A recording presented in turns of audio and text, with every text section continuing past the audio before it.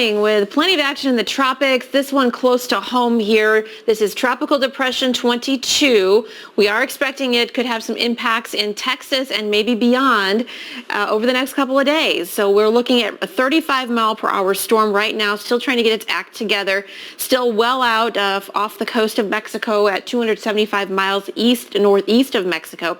A lot of convection here showing up on the northeastern side of this, some lightning here and some very high cloud tops as well. So a lot of that energy, some moisture associated with it now starting to work its way into South Texas as well. But the real question here is going to be what happens with this. There's a lot of uncertainty right now.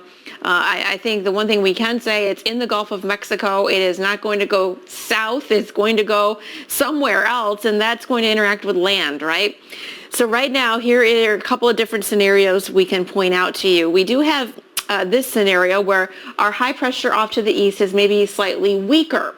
Now, if that were the case, with a high pressure parked over here to the west as well, it would tend to go pretty much straight north, okay? So that could mean impacts there to the Gulf Coast, perhaps Louisiana, perhaps Texas as well. Now, what if this was a stronger high pressure?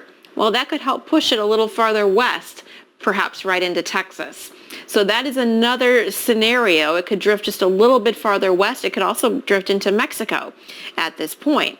Here is our cone of uncertainty. It's relatively big area right now.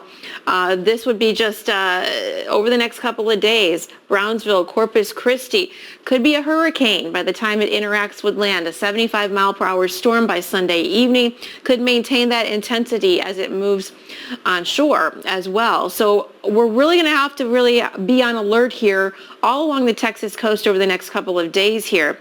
And we're looking at a place like Houston, which is prone to flooding, could be getting a lot of rainfall. Someone in this zone could be getting as much as a foot of rainfall out of this particular system. And then what it does beyond that is still to remain to be seen as well. So flash flooding anywhere here from Brownsville up to Galveston, maybe beyond that over the next couple of days. Going to have to watch that. This just through Monday. Then once we get past that, it's the question, where does it go next? We could, again, see it get pulled farther north. It could shoot off to the east here and impact the Gulf Coast.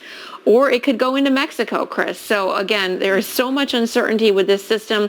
The one thing we do know is we really have to watch it if we live in Texas over the next couple of days along those coastal areas and in through Houston. Yeah, they could be dealing with beta already off of the list here, the named list for 2020 and onto the backup list, the Greek alphabet. High surf advisory, we're showing you Puerto Rico, not expecting any imminent anything, frankly, weather-wise, but byproducts of the weather.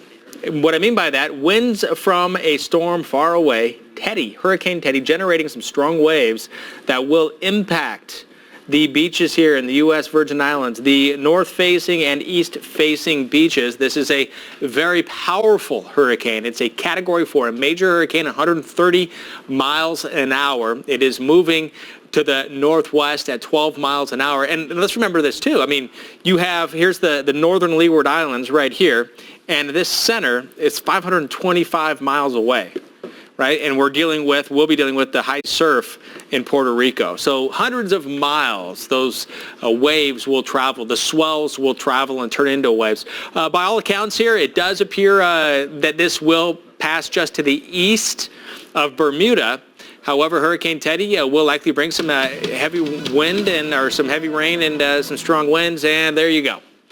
Breaking right now, the National Hurricane Center has seen enough that with the latest update here, the 4 o'clock Central, 5 o'clock Eastern update, we now have Tropical Storm Beta, and for only the second time in history of the naming of storms, has it been necessary, and it has, to go to the Greek alphabet. And already today, Alpha and now Beta named.